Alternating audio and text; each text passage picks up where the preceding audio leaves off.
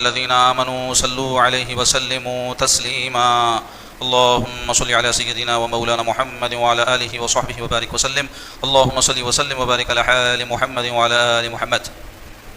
برادران اسلام، عزیزو، بزرگو، دوستو، پچھلے کچھ جمعوں سے میں ایک سلسلہ اپنے خطاب کا شروع کیا تھا جس کا عنوان تھا تعارف دین، دین کے بارے میں جاننا کہ اصل میں دین ہے کیا۔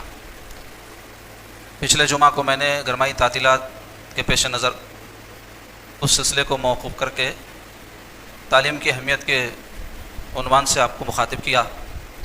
آج سے انشاءاللہ تعالیٰ پھر وہی سلسلہ تعارف دین کے بیان کا جاری رہے گا۔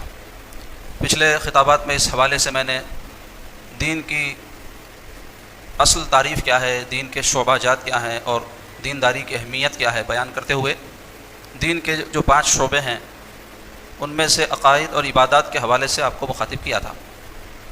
اعادے کے طور پہ بتاتا چلوں کہ دین محض چند عبادات اور رسومات کا نام نہیں ہے، بلکہ دین ضابطۂ حیات کا نام ہے، اور دین کی تعلیمات زندگی کے ہر شعبے پر حاوی ہیں، اور ہم جس دین کے ماننے والے ہیں، دین اسلام، اللہ تبارک و تعالیٰ نے ہمارے نبی مکرم رحمت دو عالم صلی اللہ تعالیٰ علیہ وسلم کے صدقے و طفیل میں ہم کو دین کامل عطا فرمایا، یعنی پورا دین، اور قیامت تک اب کوئی نبی رسول کتاب آنے والی ہے ہی نہیں، تو جو دین بھی ہم کو عطا کیا گیا ہے وہ قیامت تک کے واسطے ہے۔ تو اس واسطے اللہ تعالیٰ نے اس میں تمام وہ باتیں جو انسانوں کے لیے ہدایت کے واسطے ضروری ہیں بیان فرما دی ہیں، اس کے احکام ہم کو عطا فرما دیے ہیں۔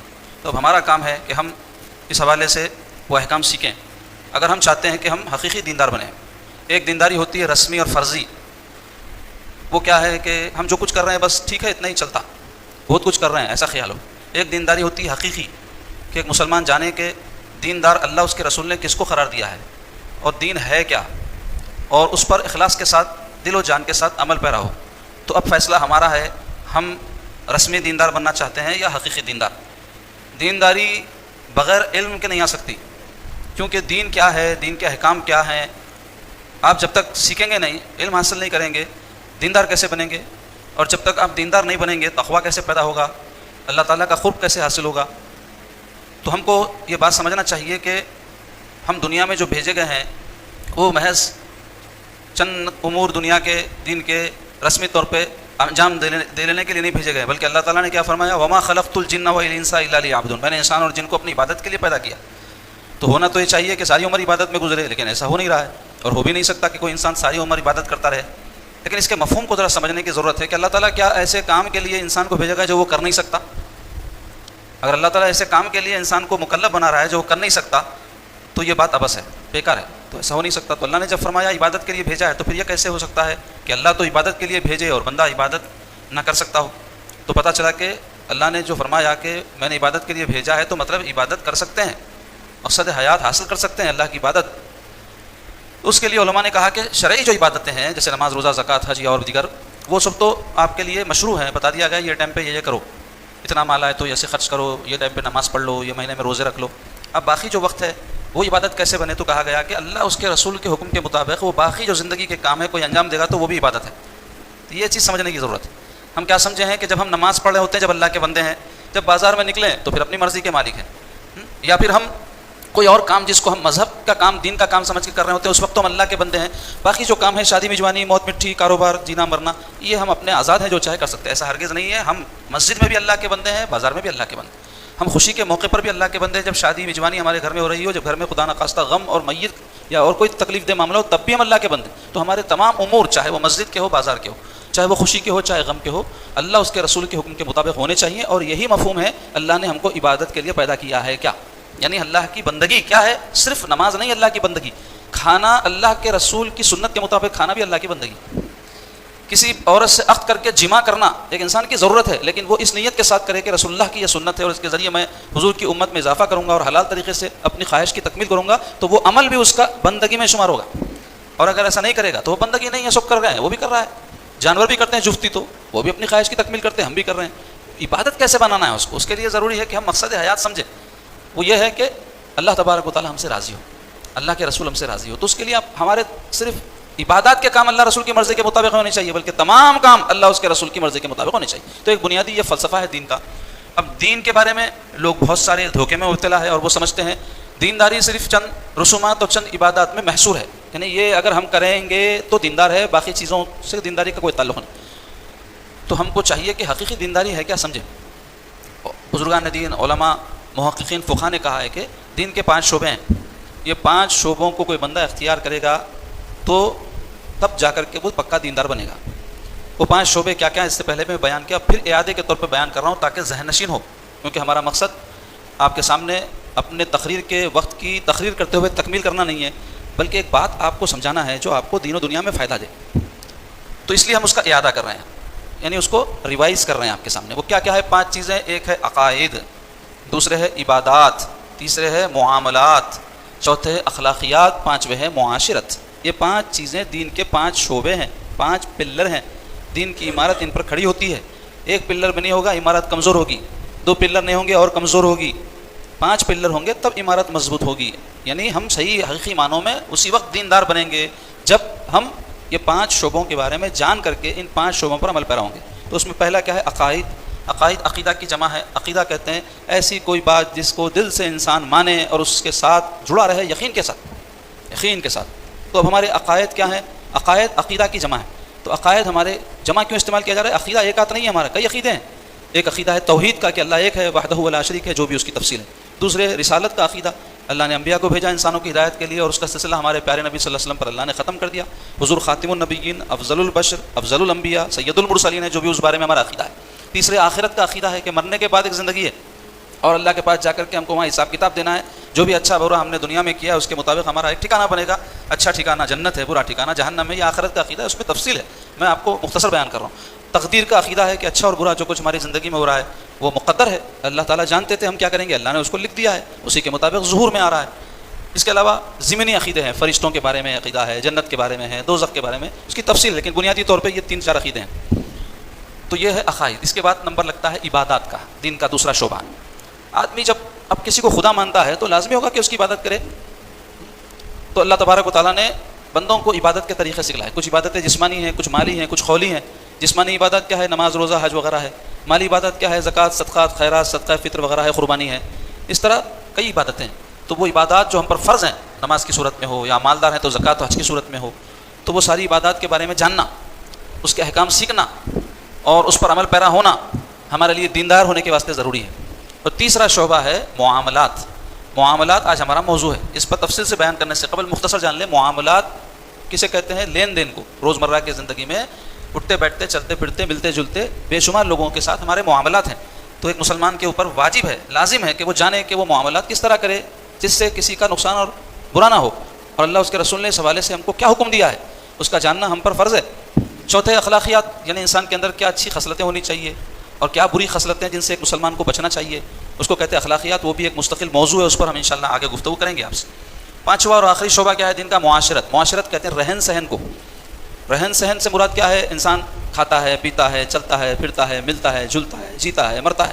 ایک مسلمان یہ سارے کام کیسے کرے؟ اللہ رسول نے ہم کو ان کاموں کو کیسے کرنے کا حکم دیا. یعنی ہم کسی سے ملیں تو ہمارا رویہ کیا ہو، کسی سے ناراض ہوں تو کن باتوں پر ناراض ہو سکتے ہیں اور کیسے ناراض ہونا چاہیے. کسی کے ساتھ تعلقات نہیں رکھنا ہے تو کیسے اس کو اچھے طریقے سے ختم کیا جائے. ایسے ہی مجلس میں جاتے ہیں، محفل میں جاتے ہیں، اچھے موقع پر جاتے ہیں، کسی کے برے موقع پر جاتے ہیں، خوشی میں جاتے ہیں، کسی سے غم میں ملتے ہیں. ہمارے پاس کوئی آتے ہیں مہمان کہتے ہیں ان کو، ہم کسی کے یہاں مہمان بنتے ہیں. ہمارے اساتذہ ان سے ملتے ہیں، ہمارے دشمن سے ملتے ہیں، پڑوسی سے ملتے ہیں. ایک مسلمان ان کے ساتھ کیسا رویہ رکھے؟ کپڑے پہنتے ہیں کیسے کپڑے پہنے، صورت مسلمان کی کیسی ہونی چاہیے، یہ سب کا تعلق معاشرت سے، دین کا ایک شعبہ ہے. تو عزیزان گرامی، اس کے باوجود کہ ہمارے دین میں شعبہ جات کر کے ہر چیز کے بارے میں تفصیلی طور پہ احکام، تعلیمات ہم کو دے دی گئی، ایک بہت بڑا ثانیہ یہ ہے کہ ہم جانتے ہی نہیں ہیں کہ یہ کیا ہے. کتنے لوگ ہوں گے جن کو یہ پتہ ہو کہ دین میں یہ بات شامل ہے کہ آدمی معاملات اپنے درست رکھے، معاملات کی صفائی رکھے. کتنے لوگ جانتے ہیں کہ اخلاقیات دین کا شعبہ ہے، یعنی اخلاق اچھے رکھنا دینداری ہے. کتنے لوگ جانتے ہیں کہ مسلمان کو اپنی معاشرت، شادی، میزبانی، خوشی، غم کو اس طرح کرنا چاہیے، اپنی مجلس محفل اس کی ایسی ہونی چاہیے. بہت سارے لوگ ہیں مذہبی بظاہر ہیں، جیسے میں مذہبی میں دیکھتے ہوئے سمجھے گا مذہبی آدمی کیوں، میں اچھی اچھی باتیں کر رہا ہوں، داڑھی ہے میری، شملہ بھی ہے، ٹوپی تو چھوڑو شملہ بھی ہے، اس کے شایا بھی ہے، تو کوئی بھی دیکھتے کیا سمجھے گا مذہبی آدمی. تو مذہبی آدمی صرف لباس، صورت، شکل، گفتگو سے نہیں ہوتا. مذہبیت اس کی پتہ چلتی ہے اس کے اخلاق، معاشرت اور معاملات سے. کیونکہ میں جو چیزیں اختیار کیا ہوا ہوں وہ کوئی بھی کر سکتا نا. مثلا کوئی غیر مسلم کو بھی آپ ٹوپی پہنا دو مسلمان نظر آئے گا. ایک غیر مسلم شخص داڑھی لمبی رکھ لے, کوئی علامت کفر کی بٹو وٹو کی صورت میں اس پہ نہ ہو تو دیکھنے پہ ڈاؤٹ ہوتا ہے کہ مسلمان تو نہیں ہے. جب بات کرتے ہیں یا اور کوئی چیز جو دوسری ایسی علامت ہے جس سے اس کے کفر کا پتہ چلتا ہے تب بات کلیئر ہوتی ہے کہ نہیں یہ مسلمان نہیں. تو داڑھی تو کوئی بھی رکھ سکتا, اچھی اچھی باتیں کوئی بھی کر سکتا. آدمی کی دینداری شمار کیسے کی جائے, کیسے کاؤنٹ کیا جائے کوئی آدمی دیندار ہے؟ تو اس کے لیے اہم چیز ہے معاملات اور اخلاقیات. یہ دو بنیاد ہے, یاد رکھو آپ, انسان کی دینداری کو جانچنے کے. عام طور پہ ہم دو ایسی چیزوں سے دینداری کو جانچتے ہیں جو یہ دو چیزوں کی درستگی کے اثر کی صورت میں دینداری ہو سکتی ہے. مثلا عبادات, جس سے ہم عام طور پہ لوگوں کو نیک سمجھتے ہیں, بہت وظیفے پڑھتے ہیں, بہت نمازیں پڑھتے ہیں, بہت ذکر کرتے ہیں, دیندار. لیکن یہ جو کرتے ہیں اس کا اثر کہاں پتہ چلے؟ عبادت تو اللہ بندے کا معاملہ ہے, وہ تو کر رہا ہے اللہ کے لیے, لیکن وہ واقع میں صحیح ٹریک پر جا رہا ہے, پتہ چلتا ہے معاملات میں درستگی رہنا, اس کے اخلاق سمرے ہوئے رہنا, تو اس کی عبادت اس پر اثر کر رہی ہے, ورنہ پانی بہا جا رہا ہے, صفائی نہیں ہو رہی. تو مختصری عزیزو, یہ تو ایک بنیادی ڈھانچہ تھا جو دین کا میں آپ کے سامنے رکھا. اب آئیے اس کی تیسری جو شاخ ہے یا جو شعبہ ہے وہ کیا ہے؟ معاملات. ایک معمولات کا لفظ سنتے ہیں آپ؟ معمولات انگریزی میں روٹین کو کہتے ہیں. روٹین یعنی روزمرہ کے کیے جانے والے کام جو ہم روز دہراتے ہیں. مثلا ایک آدمی 10 بجے روز اٹھتا ہے صبح, یہ روٹین ہے اس کی. ایک آدمی ہوٹل میں دوپہر کا کھانا روز کھاتا, گھر میں نہیں کھاتا, روٹین ہے اس کی. 10 بجے سو جاتا ہے, 11 بجے سو جاتا ہے, روز ایسے ہی کرتا ہے, روٹین ہے. تو یہ کیا ہے؟ اس کو ہمارے اردو زبان میں کیا کہتے ہیں؟ معمولات. تھوڑا ملتا جلتا ہے ورڈ, اس واسطے وضاحت کر رہا ہوں. میں جس کی بات کر رہا ہوں وہ معاملات ہے. معاملات کسے کہتے ہیں؟ یہ معاملہ لفظ کی جمع ہے معمولات. تو معاملہ کہتے ہیں عمل سے نکلا ہے, عمل سے, باہمی عمل ایک دوسرے کا. یعنی ایک آدمی ہے کرانے کی دکان پر جا کر کے تیل خریدا, تو وہ جانے کا ایک عمل کیا جس سے ایک چیز اس کو خریدنا ہے, اور ایک شخص دکان لگا کر بیٹھا ہے, اس نے وہ تیل اس کو دے دیا پیسے, تو اس کا وہ عمل ہوا, اس کا یہ عمل ہوا, یہ دونوں مل کے ایک معاملہ ہو گیا. ایک مرد ہے, اس کی عمر ہو گئی, شادی کرنا ہے اس کو, تو اس نے شادی کا ارادہ کیا, رشتہ تلاش کیا, اور ایسے ہی لڑکی والے بھی ڈھونڈ رہے تھے کہ لڑکا, اس کو یہ مل گئے, اب دونوں نے آپس میں مل کر رشتہ کر لیا, تو یہ ایک معاملہ ہو گیا. ان کو بھی ایک ضرورت تھی, ان کی بھی ایک ضرورت تھی, دونوں کے آپس میں ملنے سے وہ ضرورت پوری ہو گئی, تو اس کو کہتے ہیں معاملہ. تو اس کی جمع کیا ہے؟ معاملات. کیونکہ معاملہ ایک تھوڑا ہی ہوتا ہے, روزانہ بے شمار معاملات ہوتے ہیں. آپ دکان جاتے ہیں, آپ سڑک پہ چلتے ہیں, آپ لوگوں سے ملتے ہیں, آپ کچھ لیتے ہیں, کبھی دیتے ہیں, اس طرح کے بے شمار معاملات ہم روزانہ کرتے ہیں, غور نہیں کرتے, یہ اور بات ہے. تو یہ سارے معاملات روز انسان کرتا ہے. تو ہمارا دین چونکہ دین کامل ہے, اور کامل دین کس سے بولتے ہیں؟ پورا دین, یعنی زندگی میں ہر امر کے لیے, ہر معاملے کے لیے, ہر کام کے لیے دین رہنمائی کرے, تو اس کو کہتے ہیں کامل, پورا دین. کبھی ایسا ہو کہ کوئی امر آپ کو پیش آئے اور آپ کے دین میں اس کے بارے میں کچھ بھی نہیں ہے, تو وہ آپ پیدل ہے دین, آپ کو نہیں بتا سک رہا کہ آپ کو کیا کرنا ہے. مثلا ہر مذہب میں عبادت ہوتی ہے, کوئی مذہب عبادت تو اپنے ماننے والوں کو سکھا دے رہا ہے, لیکن معاملات نہیں سکھا رہا ہے, اخلاق نہیں سکھا رہا ہے, تو وہ دین پیدل ہے, کامل نہیں ہے. کامل دین کسے بولیں گے؟ جو ہر کام کے لیے, زندگی کے ہر کام کے لیے آپ کی رہنمائی کریں. اور الحمدللہ آپ کو, ہم کو اس پر اللہ کا شکر ادا کرنا چاہیے, فخر ہونا چاہیے کہ اللہ نے اپنے حبیب کے صدقے میں جو نبی کامل ہے, دین کامل ہم کو عطا فرمایا. یہ اور بات ہے کہ ہماری ذہنی یہ پسماندگی اور فقیری ہے کہ ہم اپنا دین رکھتے ہوئے بھیک مانگتے ہیں دوسرے ادیان سے. عملاً قولاً تو نہیں مانگتے, لیکن پیروی ان کی کر رہے ہیں کئی کاموں میں, اس کے باوجود کہ ہمارے پاس احکام موجود ہے اس معاملے میں. تو یہ کیا بھکاری بنا ہو گیا نا آدمی. وہ بھی ایسا بھکاری ہے جو اپنے پاس دولت رکھتے ہوئے کہیں اور کچھ مانگ رہا ہے, تو ویسا بھکاری بڑا برا سمجھا جاتا ہے. کوئی آدمی ہے کسی کے پاس کچھ نہیں ہے, مانگ لے رہا تو بولیں گے ضرورت مند ہے, مجبور ہے, دیو. لیکن ایک آدمی ہے اس کے پاس ہے, اس کے بعد مانگ رہا ہے, تو بتائیں بدماش ہے یہ, تو سب رکھتے ہوئے مانگ رہا. جیسا کہ آج کل کے پیشہ ور بھکاریاں ہیں, ان کا ذاتی گھر بھی ہے, ان کے گھر میں سب ضروریات کی چیزیں ہیں, مجبور نہیں ہے, دھندا بنایا ہے انہوں نے. تو ہمارے بھی لوگوں میں کئی ایسے ہیں جن کا یہ حال ہے کہ دین کی سب تعلیمات موجود, اور کئی جانتے بھی ہیں, اس کے باوجود دوسرے ادیان کی بھیک مانگتے ہیں. جیسے ہمارے زندگی گزارنے کے کئی طریقے ہیں جو ہم نے غیر قوموں کے اختیار کر لیے ہیں. خاص طور پہ شادیوں میجوانیوں کے موقع پر دیکھنے میں آتا ہے کہ ایسی رسمیں, ایسے کام جو مسلمانوں والے نہیں ہیں, محض دنیا میں چل رہا ہے اور لوگ پسند کر رہے ہیں اس کو, پبلک ڈیمانڈ ہے, اس کو ہم اختیار کر لیتے ہیں. تو یہ کیا ہوا؟ یہ دینی پسماندگی ہے, دینی دیوالیہ پن ہے کہ ہمارے دین میں تعلیمات ہوتے ہوئے نہیں اختیار کیوں کر رہے ہیں. اب ایک لمبی بحث ہے, اس کی تفصیل میں نہیں جاؤں گا. مختصر یہ کہ معاملات کے حوالے سے بیان کرنا ہے. اور ہمارے دین میں آپ کو حیرت ہوگی جان کے, جو نہیں جانتے ان کو, جو جانتے ہیں وہ تو جانتے ہیں, اب کیا کریں گے معلوم ہے ان کو. ہمارے دین کے جو احکامات ہیں وہ آپ کو کہاں ملتے ہیں؟ فقہ میں ملتے ہیں.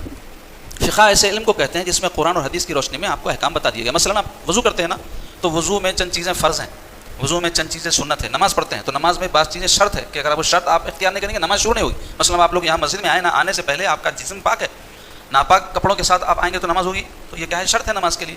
آپ وضو کی ضرورت تھی تو وضو کر کے آئے ہیں, جن کو غسل کی حاجت تھی تو وہ غسل کر کے آئے ہیں, تو یہ کیا ہے؟ جسمانی طہارت ہے, یہ شرط ہے نماز کے لیے.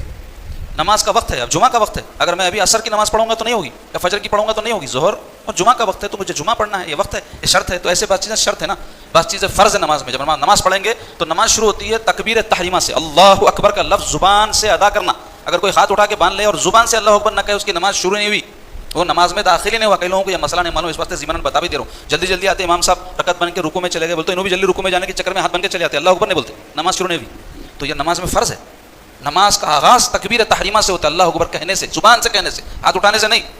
تو مختصر یہ کہ یہ چیزیں ضروری ہے نا. تو یہ کیسا پتہ چلا آپ کو؟ قرآن مجید میں آپ کتنے وقت پڑھ کے نکالے یہ مسئلہ؟ کون سی آیت میں ہے یہ آپ معلوم؟ مجھے معلوم نہیں معلوم. یہ فقہا ہمارے جو گزرے بڑے بڑے اہل علم، انہوں نے محنتیں کر کے ترتیب دے کے آپ کو نوالا دے دیا. پھر بھی وہ نوالا کھانے نہیں آ رہا. وہ بھی نوالا وہ کیسا ہے؟ اس میں بوٹی ہڈی نہیں ہے، گلتی ہے، اوٹس ہے، انہیں کھوٹا ہوا ہے پورا، خاری منہ میں رکھتے ہیں اندر تو جاتا گڑبڑ نہیں ہونا، وہ بھی نہیں ہونا. یہ حال ہے مسلمانوں. تو بہرحال دین کے حوالے سے کتنی ہمارے اندر کاہلی اور سستی ہو بتانا چاہ رہا ہوں میں آپ کو.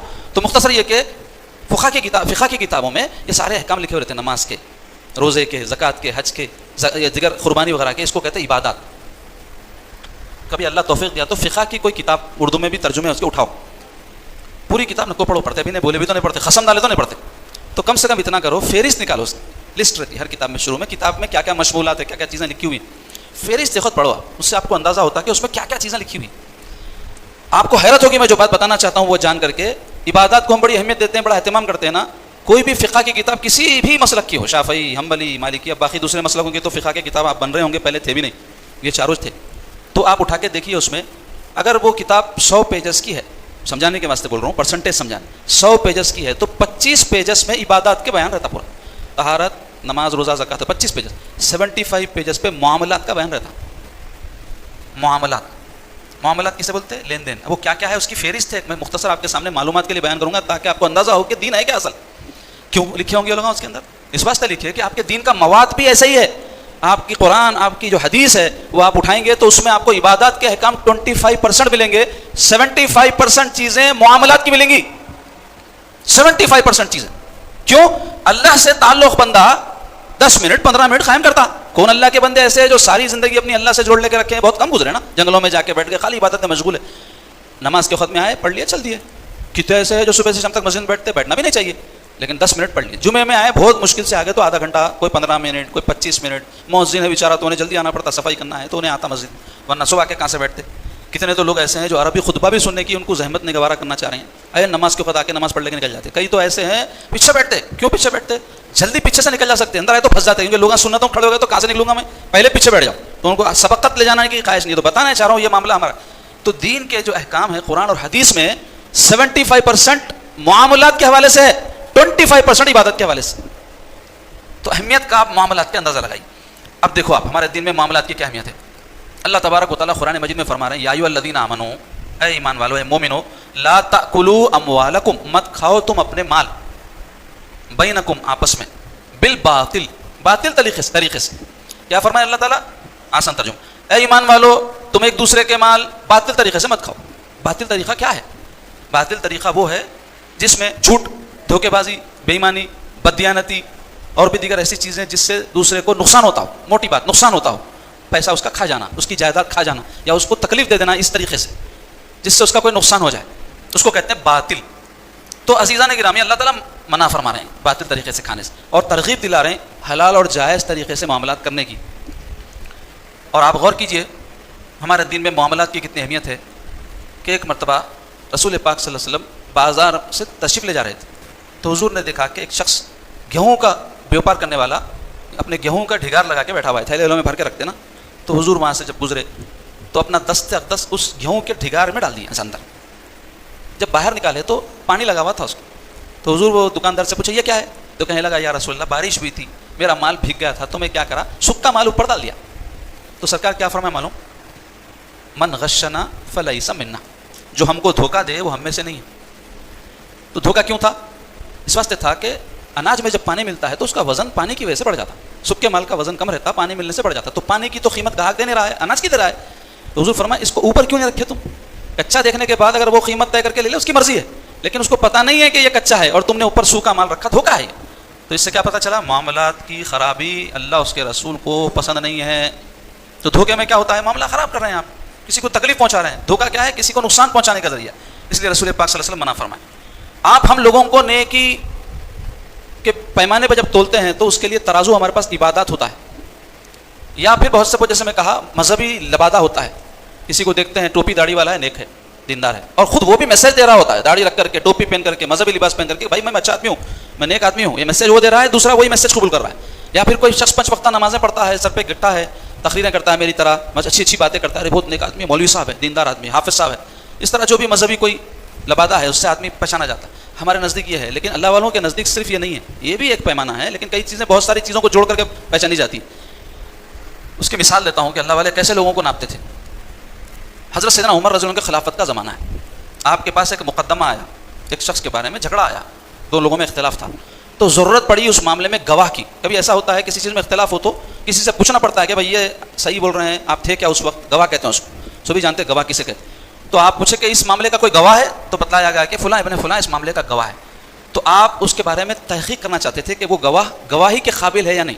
اسلام میں کوئی شخص کو گواہی کے قابل ہے نہیں ناپنے کا پیمانہ ہے, وہ کیا ہے؟ عدل. عدل یعنی وہ شخص نیک ہو, قابل اعتبار ہو, وہ شخص ایسا ہو کہ جس کی بات قبول کی جا سکے. یعنی ایک آدمی کے بارے میں, اس کے کیریکٹر کے بارے میں ہماری رائے ہوتی ہے, ارے نہیں اچھے آدمی ہے, غلط نہیں بولتے ہیں, ایسا رہنا انہیں, بٹے باز, بے ایمان, دھوکے باز, جھوٹا نہ رہنا, یہ اس کا الٹا معنی بتا رہا ہوں. تو حضرت عمر رضی اللہ عنہ اس کے بارے میں تحقیق کرنا چاہتے تھے. آپ دیکھو اسلام کا کیسا کہ نظام ہے, قربان جاؤ سبحان اللہ اسلام کے اس نظام کے, جس کے ہم آج اپنے آپ کو پابندی بنانا چاہ رہے ہیں. ہم کو اللہ ملیہ جان وغیرہ وغیرہ کے طریقے ہونا. تو مختصر یہ کہ آپ تحقیق کے لیے اس کے دوست کو طلب فرمائے, گواہ کے دوست کو, اور بلا کر کے اس سے پوچھے تمہارے فلاں دوست کے بارے میں تمہاری کیا رائے ہے؟ تو وہ کہنے لگا بہت اچھے آدمی ہے, نیک آدمی ہے. تو آپ پوچھے کیا تم عبادات کی وجہ سے اس کے بارے میں ایسا کہہ رہے ہو, یعنی وہ نمازیں پڑھتا ہے, روزے رکھتا ہے, اس حساب سے کہہ رہے ہو؟ تو اس نے کہا کہ جی ہاں. تو حضرت عمر فرمایا نہیں, میں پوچھنا چاہتا ہوں معاملات میں کیسا ہے. تو اس نے جو بھی جواب دینا تھا دیا. تو کیا پتا چلا اس سے کہ لوگوں کے وزن عبادات سے نہیں ناپے جا سکتے. کیوں؟ عبادات کا تعلق اللہ اور بندے کے بیچ میں ہے. اس نے جو عبادت کی کس نیت سے کی, کیا مقصد تھا, اللہ جانے وہ جانے. لوگوں کو ناپا جائے گا معاملات کے حوالے سے. اس کی دینداری کا پیمانہ معاملات ہے اور اخلاقیات ہے. کیوں؟ جیسے میں نے کہا صورت مذہبی بنا لینا, کوئی باتیں اچھی اچھی سیکھ لینا, تقریر کر لینا, یا اور بھی کوئی مذہب کے بارے میں جیسے ہماری رائے ہوتی ہے یہ مذہبیت ہے, اس کو اختیار کر لینا عزیزو آسان ہے. لیکن معاملات کی درستگی یہ بتاتی ہے کہ اپنے رب سے اس کا تعلق واقعتاً درست ہے. اس کو یہ خیال ہے کہ اگر میں کچھ گڑبڑ اللہ کی مخلوق کے ساتھ کروں گا, ان کو ستاؤں گا, تکلیف دوں گا, تو کل قیامت کے دن اللہ کے پاس مجھے حساب دینا ہے. یہ ہے دینداری, یہ ہے جذبہ. عزیزان گرامی, اللہ تبارک و تعالیٰ قرآن مجید میں متعدد مقامات پر معاملات کی درستگی اور صفائی کی ہم کو تاکید فرمائے.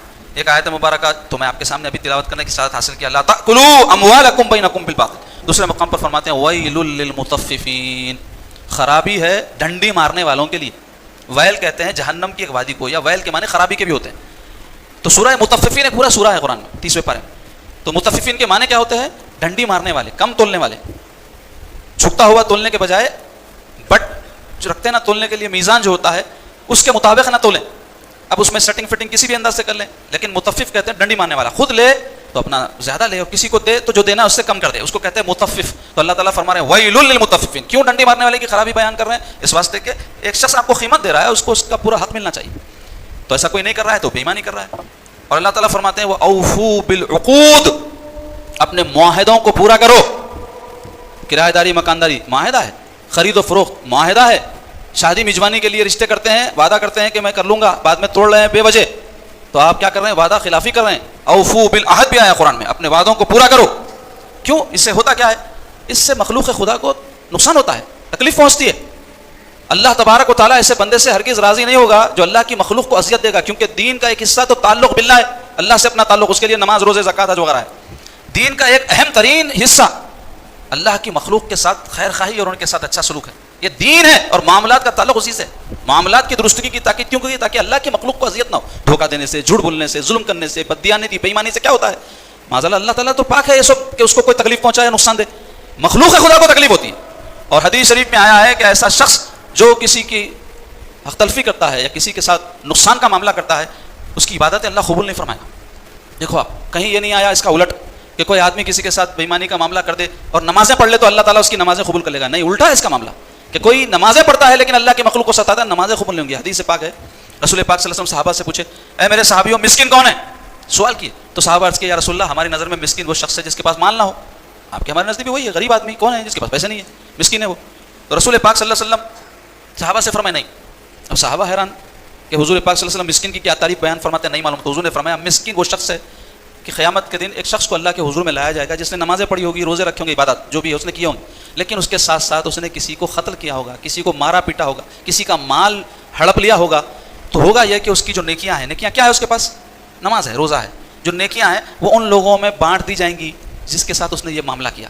پھر بھی معاملہ بے باک نہیں ہوگا, یعنی نیکیاں کم بدماشیاں زیادہ, نیکیاں کم بٹے بازیاں زیادہ. تو سرکار فرمائے کہ ان لوگوں کے جو گناہ ہیں نا جس کے ساتھ اس نے یہ سب کیا ظلم, اس کے کھاتے میں ڈالے جائیں گے اور حکم ہوگا اس کو جہنم میں ڈال دو, یعنی عذاب بڑھا دیا جائے گا اس کا, اس گناہ کو اس کے ساتھ شامل کر کے.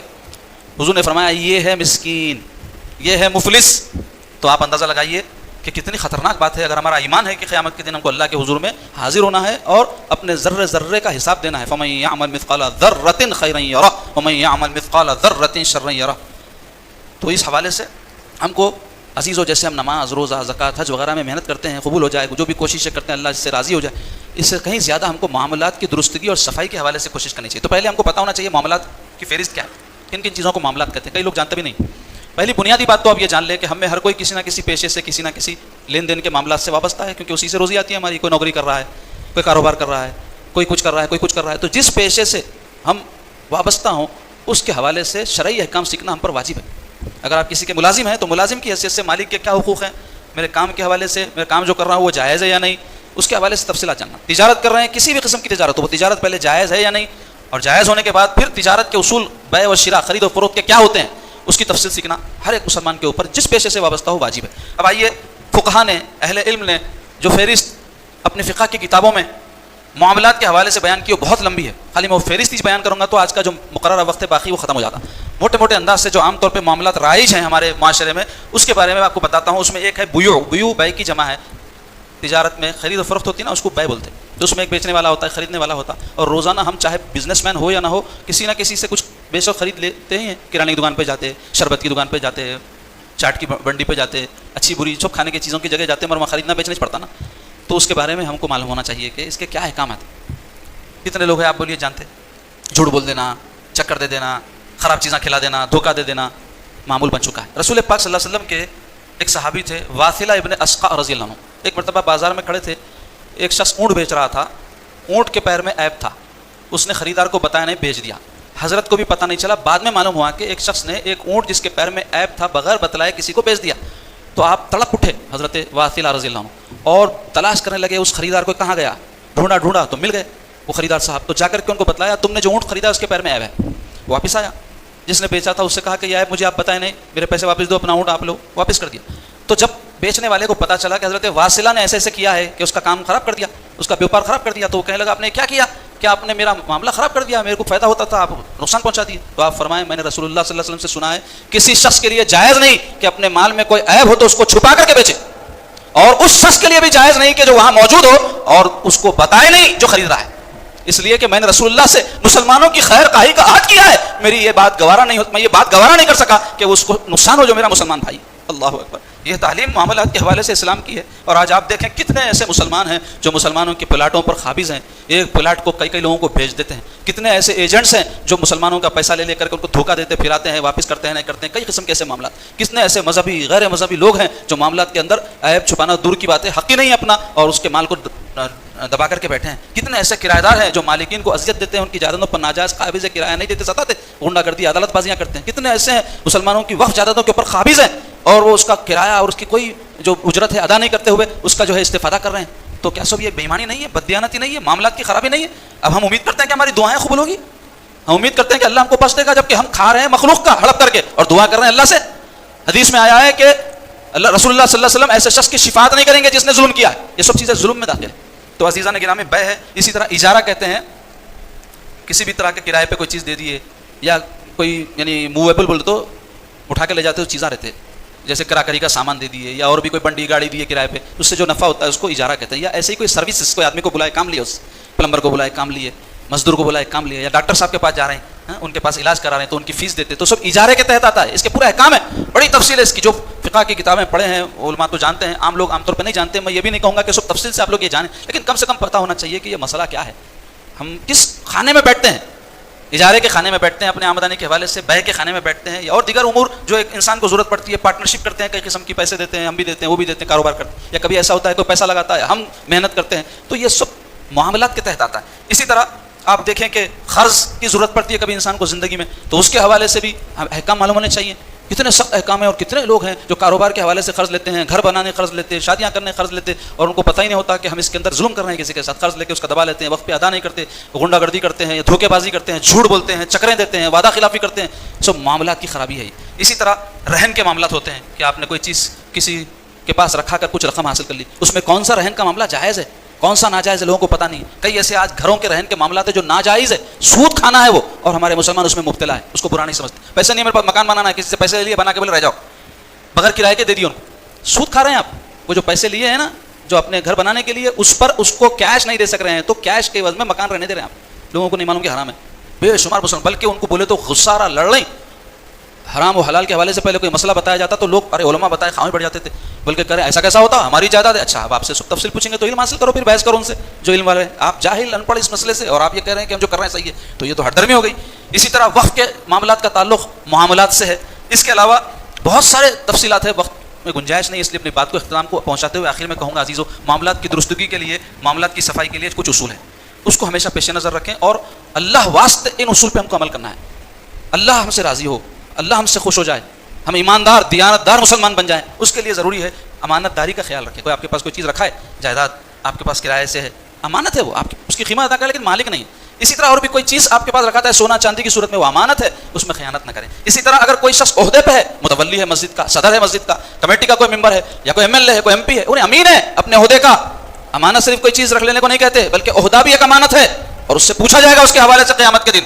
اسی طرح صدق سے کام لیں تمام امور میں، سچائی سے۔ رسول پاک صلی اللہ علیہ وسلم کیا فرمائے؟ سچا تاجر قیامت کے دن انبیاء، شہداء، صالحین کے ساتھ ہوگا، صدیقین کے ساتھ ہوگا۔ اللہ اکبر۔ تاجر کی طرح کاروبار کر کے اپنا پیٹ پال رہا، اپنا گھر چلا رہا، اپنی زندگی چلا رہا، لیکن صدق کی صفت کی وجہ سے اس کا معاملہ حضور فرماتے ہیں کس کے ساتھ ہوگا؟ انبیاء، صدیقین، شہداء کے ساتھ ہوگا۔ اللہ اکبر۔ معاملات کی درستی کی وجہ سے، سر پہ گھٹا پیجامہ اونچا کرنے کی وجہ سے نہیں، بلکہ معاملات میں وہ درست ہوگا تو ان کے ساتھ اس کا معاملہ ہوگا۔ اسی طرح وعدے کو پورا کرنے کی عادت رکھیں، چھوٹی چھوٹی باتوں میں عادت ڈالیں، بڑی باتوں میں جھوٹ بولنے، دھوکہ دینے، چکر دینے کی عادت نہیں ہوگی۔ ہر چھوٹی بات پہ آدمی کو چاہیے سچ بولے، وعدہ وہ کرے جو نبھا سکتا ہے۔ کئی چکر دینے کے لیے وعدہ کرتے ہیں، اس کے ساتھ انشاءاللہ بھی جوڑ دیتے ہیں، کتنی افسوس کی بات ہے، دھوکہ دینا ہوا نا اللہ کا نام لے کر کے۔ اسی طرح سود سے بچیں اپنے تمام معاملات میں، سودی ہر معاملہ آپ کے کاروبار کو، آپ کے گھروں کو، آپ کے معاملات کو برباد کر دے گا۔ جو لوگ کسی بھی بہانے سے اگر سود کا کچھ پیسہ لے کر بیٹھے ہیں، کچھ کر لیں، ان کا وہ گڑا نہیں بھرے گا، ان کا سوراخ پر نہیں ہوگا جب تک کہ وہ سود کے اس معاملے سے باہر نہ نکل جائے۔ اسی طرح دھوکے سے بچنا، ظلم سے بچنا۔ اللہ طاقت دیا، کسی کا پیسہ لے لیا، انہیں وصول نہیں کر سکتا تو اس کو بول رہے ہیں آپ جا، جیسا وصول کرتا کر لے، یا کوئی جائیداد کسی پہ قبضہ کر لی اور کہہ رہے ہیں کہ جا اگر تو حاصل کر سکتا حاصل کر لے، یا اور کسی کو غلام کی طرح اپنے پاس ملازم بنا کے رکھے ہیں، اس کو ڈرا رہے ہیں، دھمکا رہے ہیں، اس کو مجبور کر رہے ہیں، چند پیسے دیے تو اس کو بلیک میل کر رہے ہیں، یہ سب کیا ہے؟ ظلم ہے۔ اور اسی طرح معاملے میں ابہام سے بچنا۔ ابہام کسے کہتے ہیں؟ مبہم بات، واضح بات نہ ہو، چکر دینے کے واسطے بعض وقت کیا کرتے ہیں، کوئی چیز کو چھپا دیتے، بعد میں دیکھ لیں گے، ہو جانے تو دو معاملہ، ایسا نہیں کرنا۔ شادی کر رہے ہیں، کوئی عیب ہے، کوئی بڑی بات ہے، چھوٹی چھوٹی باتیں تو نہیں، بڑی باتیں ظاہر کر دینا۔ کوئی جائیداد خرید فروخت کر رہے ہیں، کچھ میں لٹیگیشن ہے، بتا دینا۔ کوئی معاملہ کر رہے ہیں، کوئی اس کے اندر ایسی چیزیں بعد میں چل کر کے نزاع پیدا ہو سکتی ہے، کلیئر کر دینا۔ آپ بولیں گے نہیں ہوتا معاملہ، اللہ معاملہ کرانے والا ہے، تمہارا اس پر اعتماد نہیں ہونے کی وجہ سے ہو رہا ہے، تم نہ کرو، اللہ تم کو کوئی دوسرا راستہ نکالے گا۔ ایمانداری پر قائم رہو گے، تھوڑی وقتیہ تکلیف ہوگی، اللہ رسول کی رضا حاصل ہوگی۔ تو عزیزان گرامی، معاملہ دین کا ایک اہم شعبہ ہے، معاملات کی درستگی کے بغیر کوئی دیندار نہیں ہو سکتا، اور معاملات کے حوالے سے علم سیکھنا ہر ایک مسلمان کے اوپر واجب ہے۔ اللہ تعالیٰ سے دعا کرتا ہے اللہ ہم سب کو نیک توفیق عطا فرمائیے۔